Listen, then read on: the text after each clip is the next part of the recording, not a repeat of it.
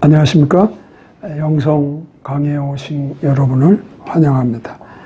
영성 스피리추얼 포메이션, 영의 형성입니다. 이 강의는 영성 스피리추얼리티와 성숙 머추얼리티, 이 두 영역을 따로 구분하여 공부합니다. 그리고 이 영성과 성숙을 합하면 또한 영성이 됩니다. 스피리추얼 포메이션. 영성은 우리 신앙생활에 필요한, 또 신앙생활을 유익하게 이끌어주는 성경의 말씀들을 우리가 자세히 살펴보는 일이기 때문에 이 영성은 결국 그리스도인의 생활을 위한 그런 교리들을 공부한다고 볼 수 있습니다. 그래서 영성, 스피리추얼리티를 그리스도인의 생활신학이라고 이름을 붙여봤습니다. 우리는 지금 성숙에 대한 공부를 하고 있습니다. 성숙이란 세 구조물로 되어 있습니다. 정의가 무엇인지, 그 성숙을 위한 수단 혹은 방법은 무엇이 있는지, 그 다음에 세 번째 구조물은 영적 전투 또는 싸움을 우리가 어떻게 이해하고 해야 할 것인지 하는 세 구조물로 되어 있습니다. 그 중에 첫 번째 구조물을 우리는 다루고 있습니다. 정의를 다루는데 우리는 맨 앞에서 영적 아이의 특징이 무엇인지 히브리서 5장 12절, 14절 말씀을 통해서 살펴보고, 지난 시간에는 바로 성장 단계는 어떻게 되는가, 성숙에 있어서 성장 단계는 어떻게 말하는 것인가 하는 것을 요한일서 2장 12절, 14절의 말씀을 통해서 세 단계를 살펴봤습니다. 이 단계를 이렇게 잘 거쳐 가는 것이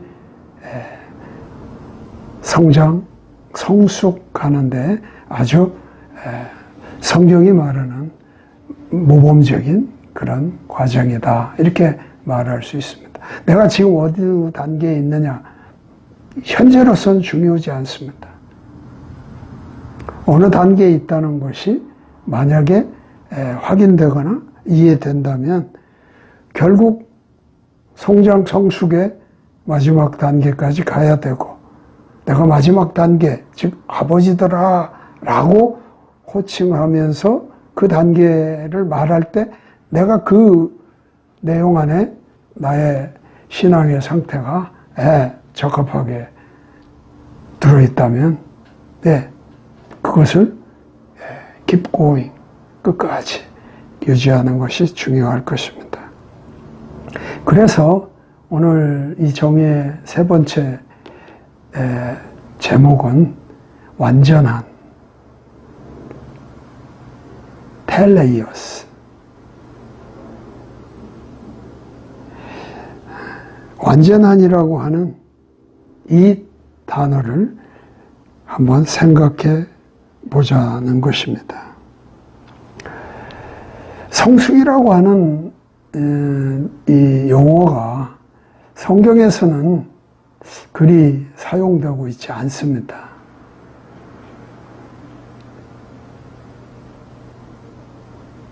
오히려 다른 표현들로 이 성숙이라고 하는 의미를 드러내는 거 있습니다. 뭐 열매를 맺는다든지, 오늘 우리가 살펴보고자 하는 완전한 또는 완전함 또는 완전, 또 온전, 뭐 이런 단어들이 이 성숙의 이 의미를 드러내는 성경적 용어가 아닌가, 이런 생각을 하게 됩니다. 성숙한, 성경이 말하는 성숙한 상태, 그러니까 만약에 성숙이라는 거 어떤 지점으로 이 얘기를 한다면 어떤 상태를 성숙이라고 한마디로 말할 수 있을까? 그냥 결론부터 얘기하면 완전한 상태, 완전함에 이른 상태, 뭐 이렇게 말할 수 있다는 거죠. 예수님도 그래서 가르침의 아주 초반에 이 부분을 언급하셨습니다. 예수님의 제자들을 향하여 가르침이 산상수훈, 산상보훈이라고 흔히 말하는 거기에서 출발되지 않습니까?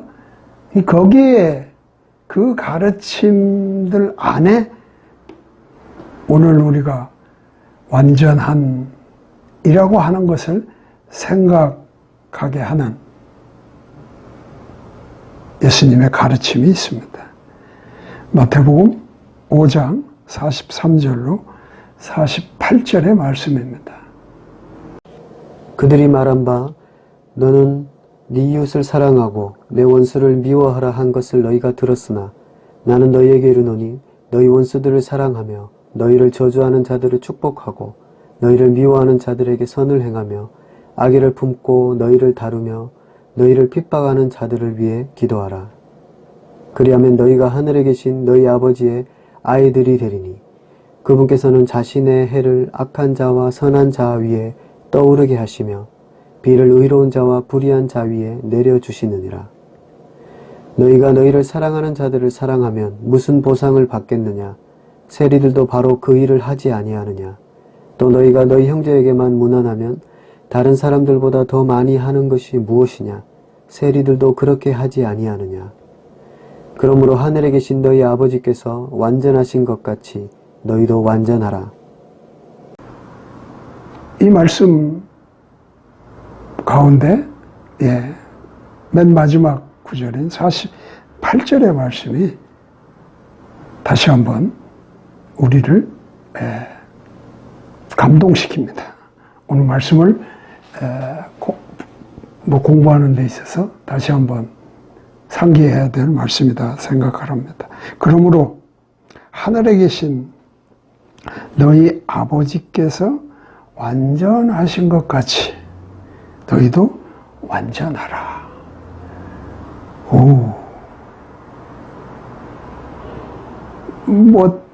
이런 말씀이 우리들에게 들려지면 우리는 매우 의아하게 생각합니다.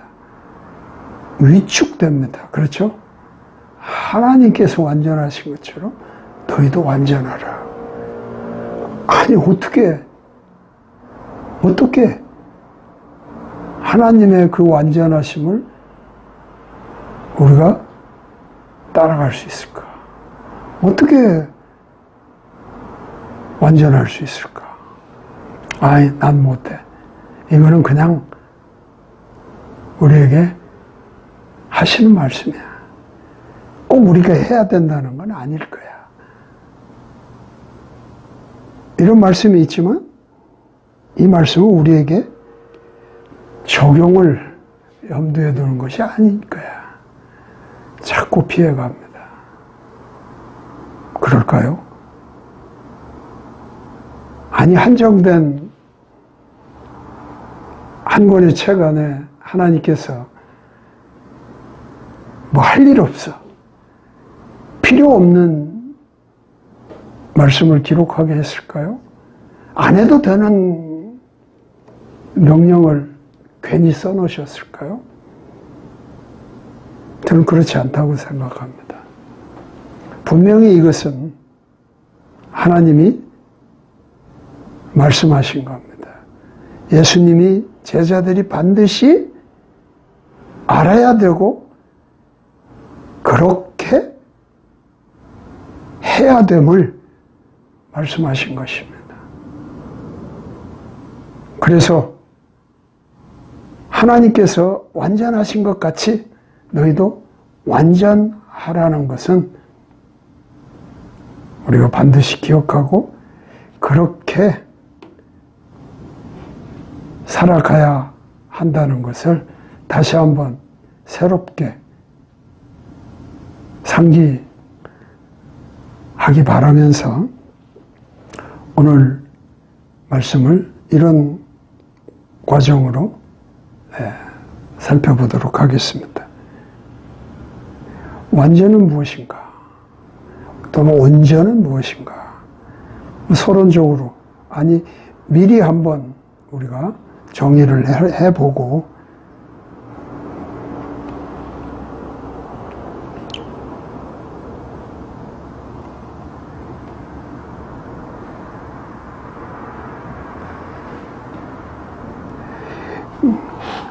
그 다음에 완전을 알기 위해서 필요한 것은 무엇일까?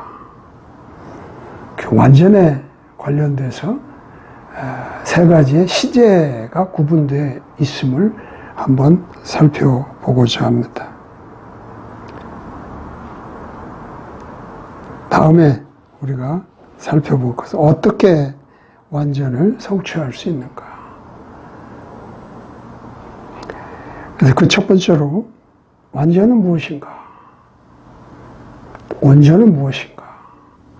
정의를 내려본다고 할까요? 한번 보도록 하겠습니다. 이 완전한이라는 이 형용사의 헬라어 단어는 텔레이오스라는 단어입니다. 이걸 영어로는 complete라고 하죠. 이 말의 텔레이오스라는 이 말의 의미는 이런 것입니다. 어떤 것이 주장되는 상태에 있습니다. 그런데 그 있는 것이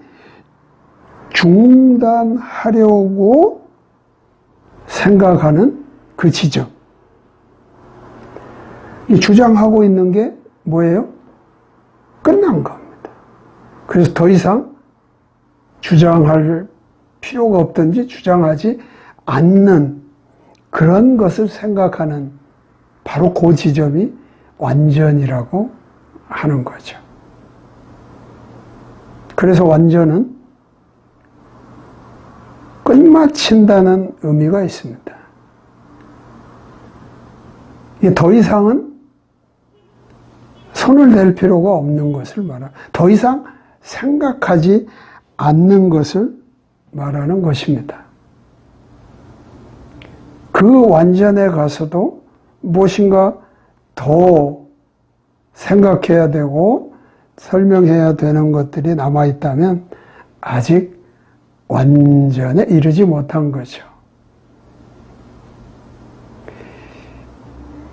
그래서 예수님이 제자들에게 가르칠 때 그 이방인들이 하는 행위와 비교해서 너희는 그렇게 하면 안 된다. 너희는 이렇게 하라. 라는 지침을 주시면서 그런 다름, 그것이 곧 하나님이 너희에게 주신 완전성이라고 가르치고 있는 것입니다. 그러니까 우리가 그렇게 하면 우리는 완전하게 되는 거죠. 곧 그것이 하나님이 가지신 완전의 의미라는 것을 가르치고 있는 겁니다. 그래서 바클레이와 보이스라고 하는 사람이 같이 아마 연구를 했던 것으로 보이는데 이 완전에 대해서 설명하는 내용이 있습니다. 이런 것을 완전이라고 한다. 하나로 정의하기보다는 그 정의를 비유로 예를 들어서 설명함으로써 완전이라는 이해를 좀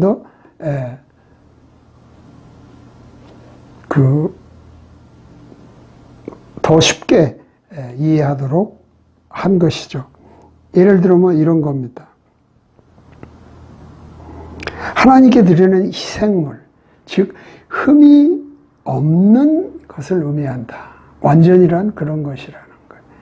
예를 들면 하나님께 희생물을 드릴 때 흠이 없는 것을 드리는 것, 그게 완전이라는 것입니다.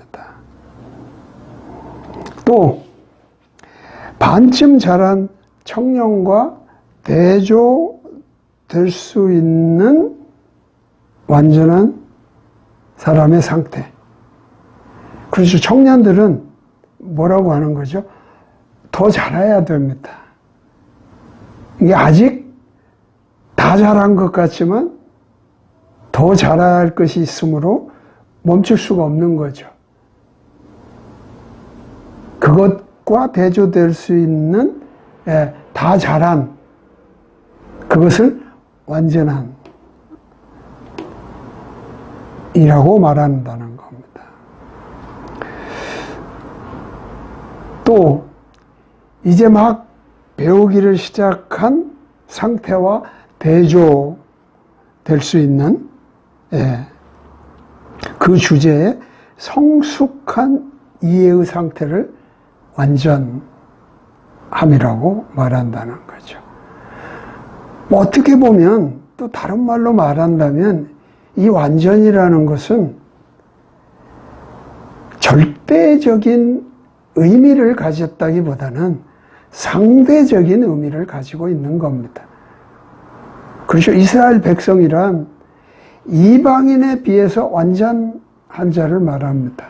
이방인에 비하면 이스라엘 백성은 완전한 상태에 위치해 있는 것이죠.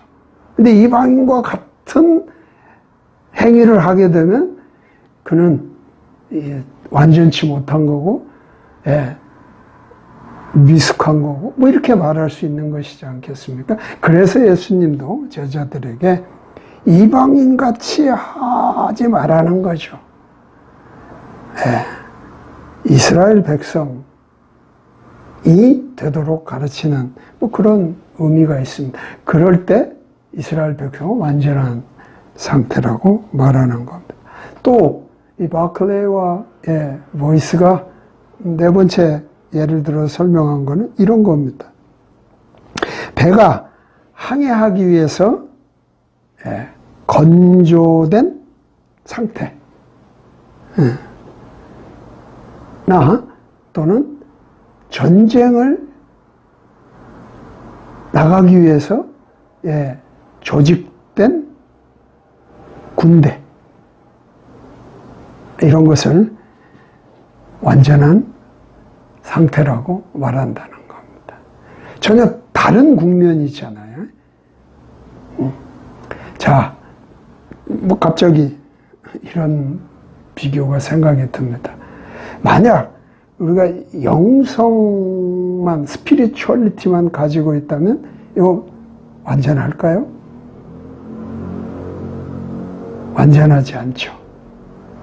왜냐하면 영성은 기초적인 정의가 뭐예요? 하나님의 음성을 들을 수 있는 수용력입니다. 성숙은요? 우리가 성숙의 기초 정의도 했습니다. 그건 뭐예요? 나의 삶에 하나님의 말씀을 적용할 수 있는 수용력. 이걸 성숙이라고 말했습니다. 그래서 우리는 영성이라, 영이 형성되는 그런 온전한 상태는, 완전한 상태는 영성, 스피리추얼리티와 성숙, 이게 머처리티가 합쳐진 그런 거를 말한다고 할 수 있습니다. 이게 완전의 정의라 말할 수 있습니다.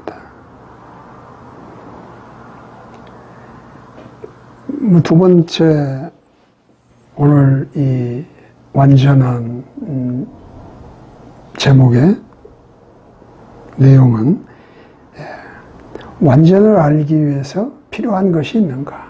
완전이라는 것, 온전이라는 것을 알기 위해서 필요한 것이 있는가? 있습니다.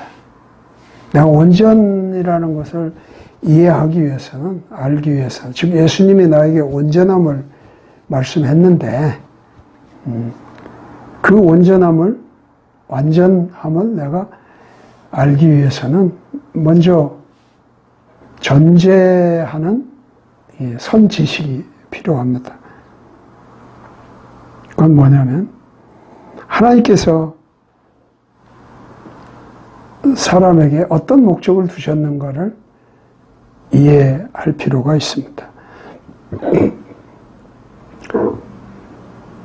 어떤 목적을 두셨는가? 사람이 하나님에 의해서 어떤 목적으로 창조되었는가? 이것이 예수님이 마태복음 5장에서 오늘 본문에 사용된 이 가르침을 하는 데에도 예수님도 이 전제를 마땅히 이해하고 이 전제를 깔고 가르쳤다고 봅니다. 그것은 창세기 1장 26절에 가면 하나님이 사람을 창조하실 때 자신의 목적을 두고 있는 걸 볼 수 있습니다. 그건 뭐예요?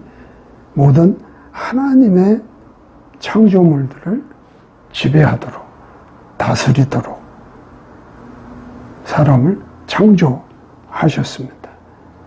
그렇죠? 창세기 1장 26절을 보도록 하겠습니다. 읽어보겠습니다. 하나님께서 이르시되 우리가 우리의 형상으로 우리의 모양에 따라 사람을 만들고 그들이 바다의 물고기와 공중의 날짐승과 가축과 온 땅과 땅에서 기는 모든 기는 것을 지배하게 하자 하시고. 네, 우리의 모양과 형상으로 만들자고 했습니다. 그래서 우리가 창조한 그것들을 지배하고 다스리도록 한다는 거죠. 이 하나님의 목적을 이해할 필요가 있습니다. 이걸 다른 말로 하면 하나님을 예배하도록 그리스도의 형상을 닮아가도록 한다는 것과 관련이 있습니다. 그런데 사람에게 문제가 있죠. 그렇게 하나님의 목적을 두고 사람을 창조했는데 왜 그렇게 안 되는가요? 그래서 우리가 잘 아는 것처럼 창세기에 그 이유가 소개되어 있습니다. 무엇 때문이죠? 죄를 범했잖아요. 그 이후에 아담 이후에 인류는 모든 사람이 죄를 범하는 이 죄인으로 태어나고 마는 이런 일이 생기게 됩니다. 그래서 로마서 3장 23절에서 모든 사람이 죄를 범하였으네. 뒤에 구절은 하나님의 영광에 이르지 못한다. 하나님의 뜻을 따라가기가 어렵게 된 것이죠.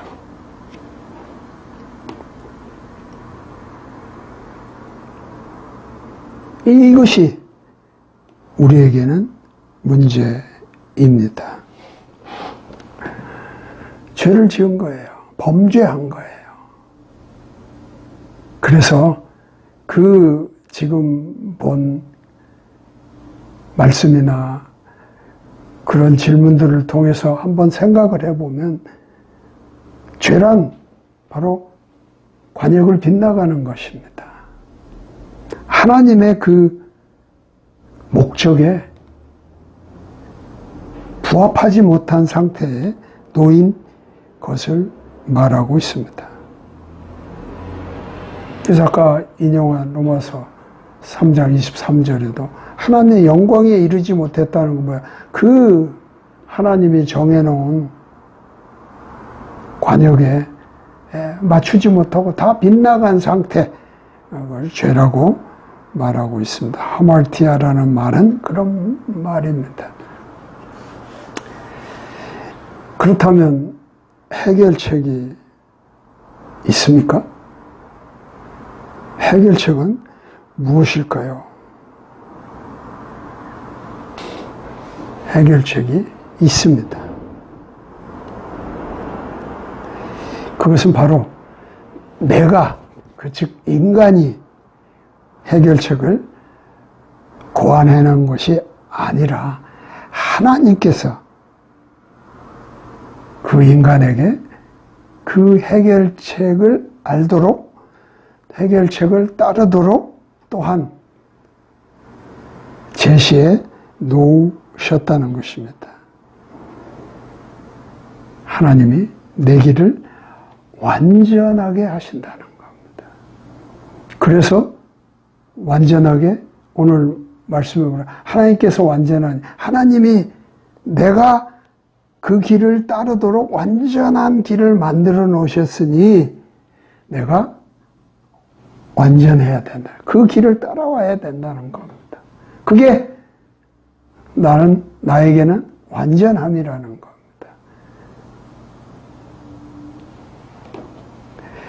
시편 19편, 죄송합니다. 18편 30절에서 33절에 보면 이미 시편 저자는 그 하나님의 뜻을 이해하고 있습니다.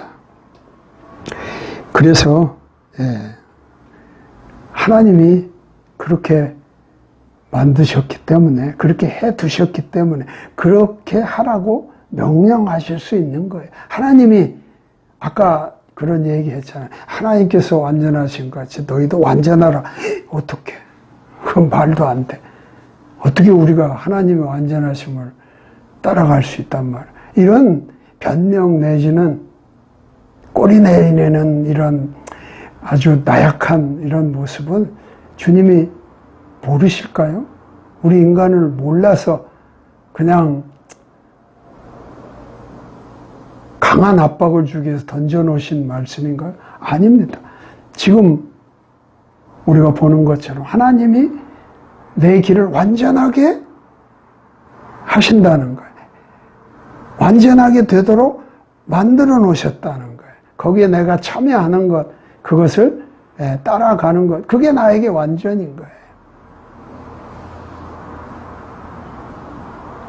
그래서 우리는 그 하나님의 완전을 행할 수 있게 되는 겁니다. 시편 18편 읽어보도록 하겠습니다. 30절로부터 33절까지 가겠습니다.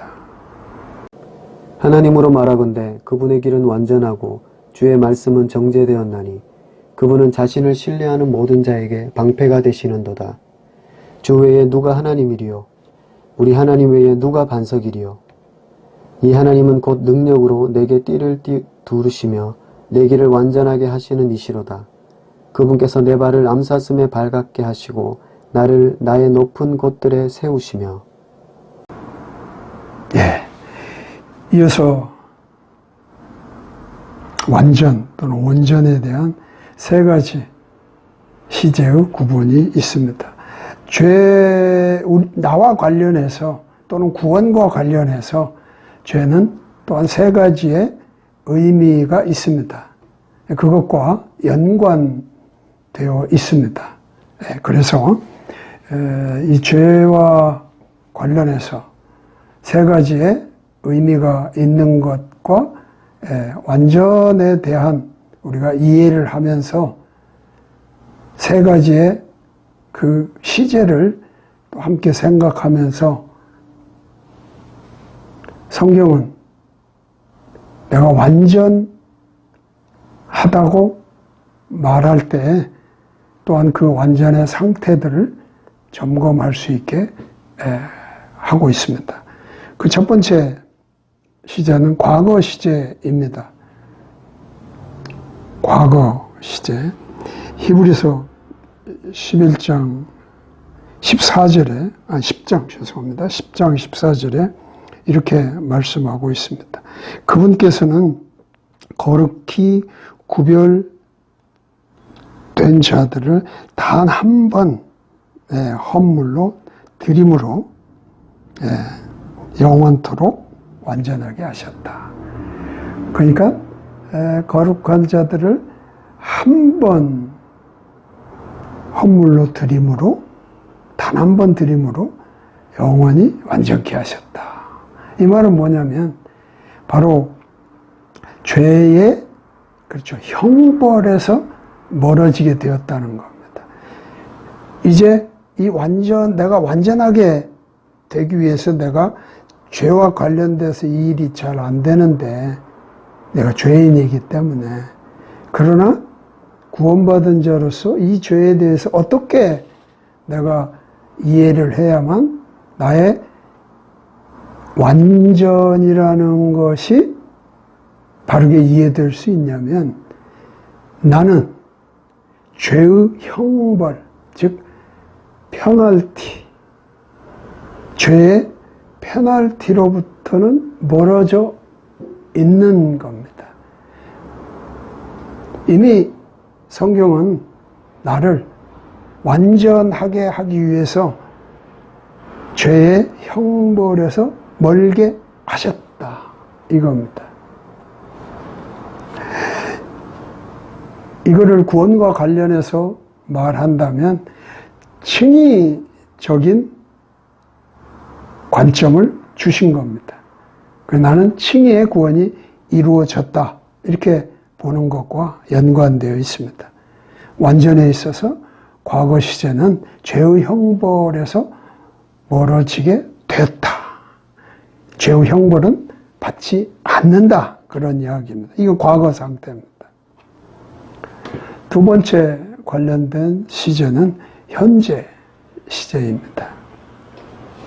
현재 시제에 관련된 건 뭐냐면 죄의 능력으로부터 멀어지게 된답니다. 멀어지게 되어 있습니다. 죄의 힘, 죄의 능력, power of sin,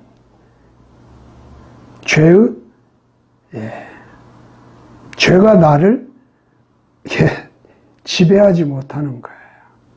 죄가 나를 힘으로, 그의 능력으로 나를 아무렇게나 할 수 없어요. 그런 의미에서 나는 현재적으로 죄로부터 완전한 상태인 겁니다. 아니, 그렇게 나는 하나님으로부터 완전한 길을 가고 있는 거예요.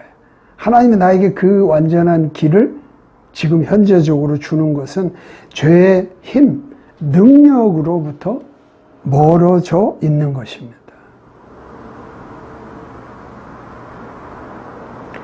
그래서 이것은 구원과 관련해서 성화, 즉 영의 인도함을 받아 죄의 능력에 굴복하지 않는, 지배당하지 않는 삶을 살아가는 현재를 말하고 있는 겁니다. 내가 만약에 죄가 나를 힘으로, 자기의 어떤 능력으로 나를 범죄하게 만든다면 나는 지금 죄의 능력에서 멀어져 있지 않죠. 왜? 죄의 속박 아래에 있는 겁니다. 그러면 완전하지 못한 거죠. 빌립보서 2장 12절로 15절을 읽음으로 좀 더 이해를 깊게 해볼 수 있기를 바랍니다. 빌립보서 2장 12절부터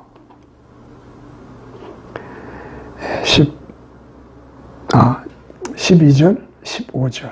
뭐 그렇게 쭉 읽어도 되지만, 우선 빌립보서 2장 12절과 15절로 가름하도록 하겠습니다. 그러므로 나의 사랑하는 자들아, 너희가 항상 순종한 것 같이 내가 있을 때뿐 아니라 지금 내가 없을 때에도 더욱더 순종하여 두려움과 떨림으로 너희 자신의 구원을 일하여 드러내라. 이것은 너희가 흠이 없고 무해한 자 곧 구부러지고 삐뚤어진 민족 가운데서 책망받을 것이 없는 하나님의 아들들이 되게 하려 함이라. 그런 민족 가운데서 너희가 세상에서 빛들로 빛나며. 그래서 우리는 죄의 형벌로부터 멀어져 이미 있습니다. 그리고 또한 죄의 능력으로부터도 멀어져 있습니다. 그래서 죄가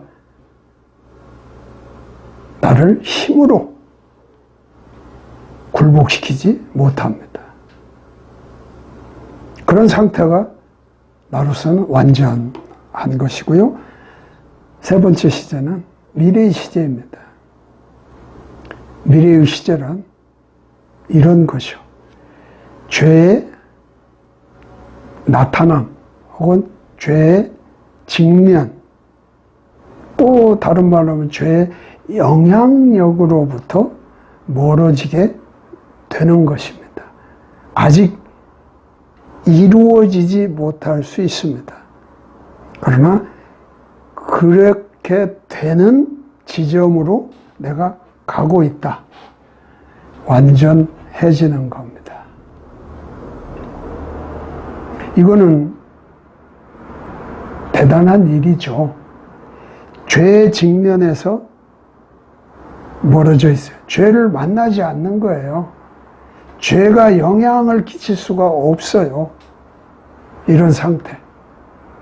이게 완전한 상태이고, 아마 이 상태가 된다면 우리가 이 완전에서 말하고자 하는 성숙한 바로 그 지점에 놓여 있다고 말할 수 있습니다. 완전히 성숙한 그런 상태. 그러나 과연 어떨지는 모르겠습니다. 바울도 이 지점에서도 자신을 돌아볼 때 여전히 죄가 크다는 것을 고백했기 때문입니다. 어쨌든 미래의 시대에 있어서는 죄의 나타남, 죄의 직면, 죄의 영향력에서 멀어지게 될 것입니다. The presence of sin, 죄의 현년으로부터 멀어지는 것입니다. 예, 골로새서 1장 28절을 읽어보도록 하겠습니다. 우리가 그분을 신뢰하며 각 사람에게 경고하고 모든 지혜로 각 사람을 가르쳐 우리가 각 사람을 그리스도 예수 안에서 완전한 자로 드리고자 함이라. 이때 이 완전한 자는 곧 미래에 하나님께 완전한 자로 드려질 겁니다. 그러기 위해서는 바로 죄의 직면에서도 우리는 멀어지게 되는 그런 상태를 말할 수 있습니다. 어떻게 이 온전한 것이 성취되겠는가? 어느 지점에 가면 그것을 성취했다고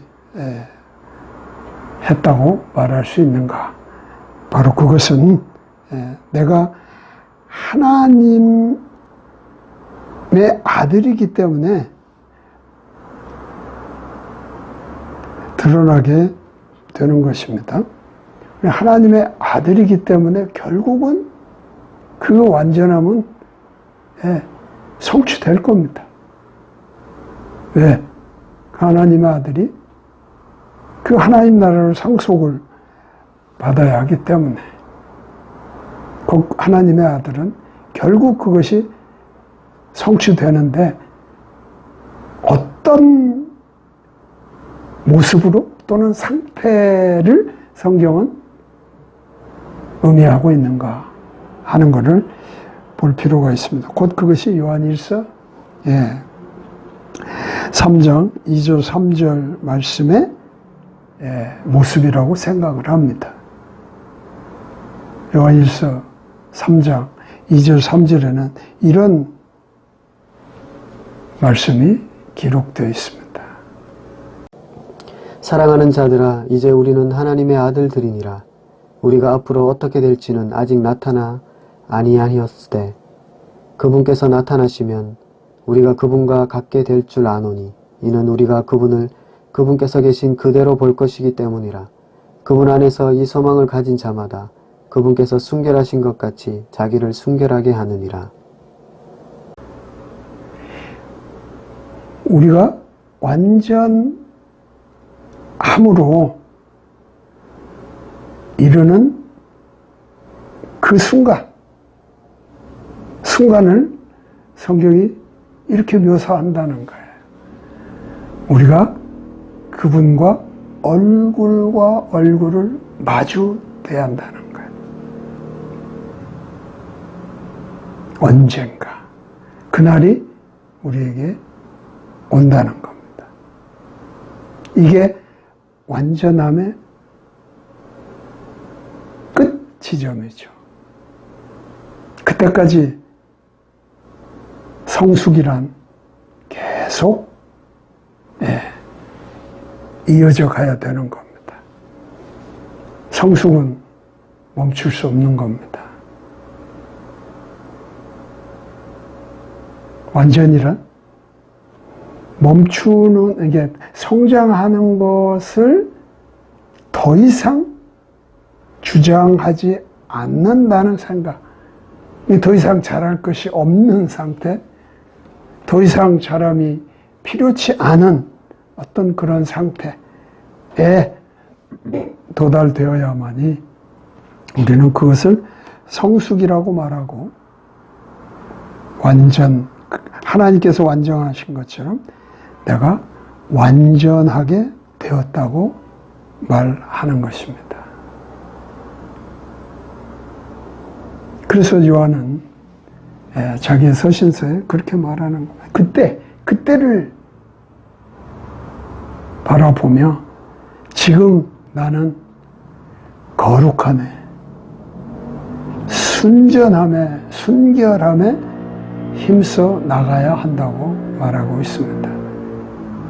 우리가 과거, 현재, 미래라는 시제를 논할 때면 늘 미래라는 단편, 현재라는 단편, 미래라는 단편만 생각하고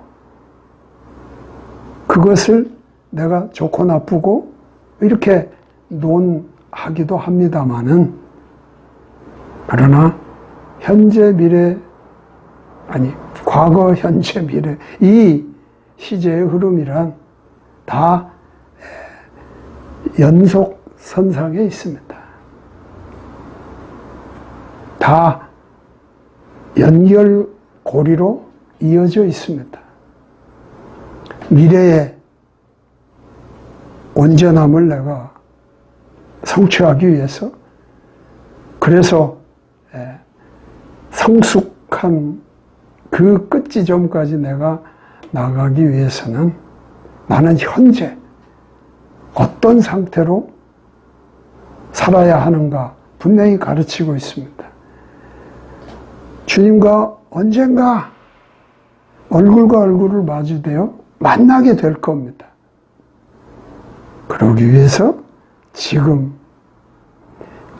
죄의 힘과 능력에서 멀어져 있는 상태로 거룩하고 순결하게 살아가는 내가 필요한 것입니다. 물론 이 일을 위해서는 이미 과거에 내가 죄의 형벌 아래 놓여 있던 상태를 벗어나 지금은 그 형벌로부터 자유롭다, 이미 멀어져 있다는 것을 선포한 나의 현재가 반드시 필요한 것이죠. 그래서 과거, 현재, 미래는 또한 성숙이라 하는 그 의미에 있어서도 연결되고 있으며, 아직 우리가 미래에 일어날 그 일을 바라보고 있다면 현재 나는 거룩하고 순결한 삶을 살아야 합니다.